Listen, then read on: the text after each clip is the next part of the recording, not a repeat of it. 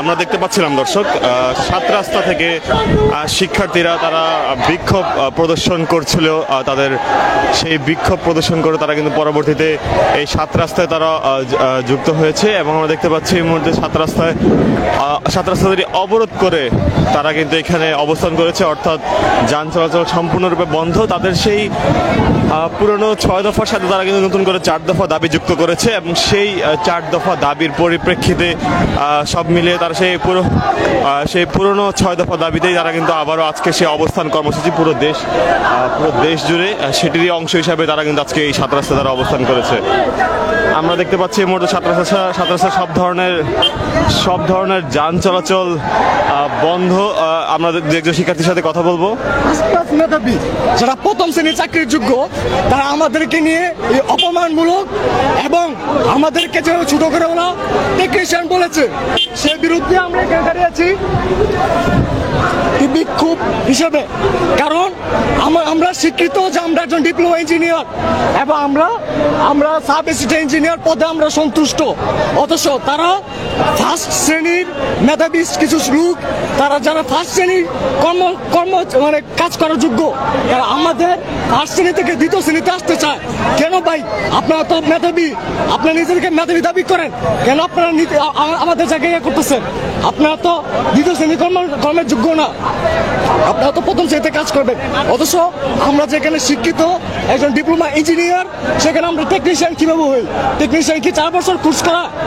আপনারা কি দেখেন না যে চীনের মধ্যে এবং বিভিন্ন যেসব দেশের মধ্যে যারা টেকনিশিয়ান যারা মনে করেন যে বিভিন্ন এগিয়ে বর্তমান যুগে বিভিন্ন এগিয়ে ওদের সবচেয়ে বেশি অবদান কারা রাখে? ওদেরকে সবচেয়ে বেশি অবদান রাখে একজন ডিপ্লোমা ইঞ্জিনিয়াররা। বাংলাদেশের এত উন্নয়নের পক্ষে, এত উন্নয়নের জায়গা সবচেয়ে অবদান কে রেখেছে? সবচেয়ে বেশি অবদান রেখেছে ডিপ্লোমা ইঞ্জিনিয়ার। এখানে আপনার টেকনিশিয়ান কিভাবে বলেন? ধন্যবাদ।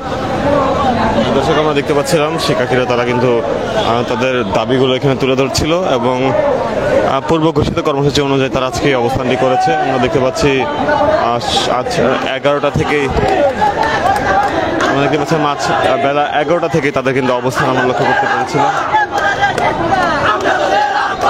আমরা এখানে মূলত যেই ওয়ার্কিং কমিটি নতুন করে গঠিত হয়েছিল আমাদের দফাগুলো সমাধানের জন্য, সেই কমিটির নিরপেক্ষতা নেই, কোনো প্রকারই নিরপেক্ষতা নেই। সেটা সম্পূর্ণ 3 দফা বাস্তবায়ন কমিটিতে পরিণত হয়েছে।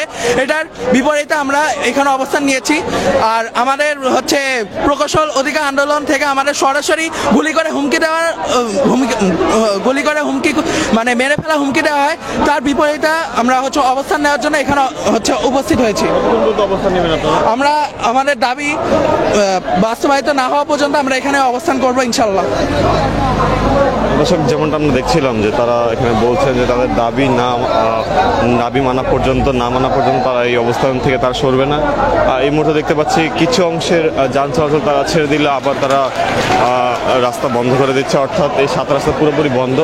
তবে আমরা যতটুকু জানতে পেরেছি যে এই এলাকায় সাত রাস্তার যে তেজগাঁও যে এলাকাটি রয়েছে, সেই এলাকাটিতে ব্যাপক পরিমাণ জনভোগান্তি হচ্ছে। এই মুহূর্তে কারিগরি শিক্ষা ব্যবস্থা ধ্বংস, প্রকৌশল কর্মক্ষেত্র কুক্ষিগত করার প্রতিবাদে 6 দফা দাবি বাস্তবায়নে যেই বিক্ষোভ অবস্থান কর্মসূচি সেটি তারা পালন করছে এবং এতে পুরো বাংলাদেশের যত কারিগরি শিক্ষা প্রতিষ্ঠানের শিক্ষার্থী যারা রয়েছে তাদের অবস্থান করার কথা বলা হয়েছে। আমরা দেখতে পাচ্ছি যে ব্রিজের নিচে কিন্তু শিক্ষার্থীদের অবস্থান এবং পুরো রোড কিন্তু ব্লকেট দিয়ে রাখা হয়েছে এবং সেই পুরো রোডগুলো বন্ধ করে দেওয়া হয়েছে।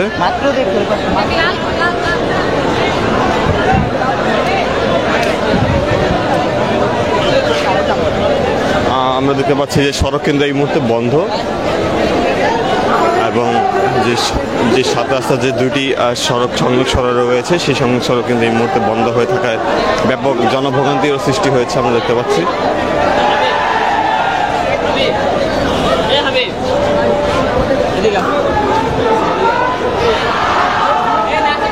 দর্শক, আমরা ইত্তেফাক লাইভের মাধ্যমে আপনাদেরকে দেখানোর চেষ্টা করছিলাম সার্বিক চিত্র। আমরা আবারও যুক্ত হবো আপনার সাথে, দেখানোর চেষ্টা করবো পরবর্তী তাদের যে কোনো কর্মসূচি।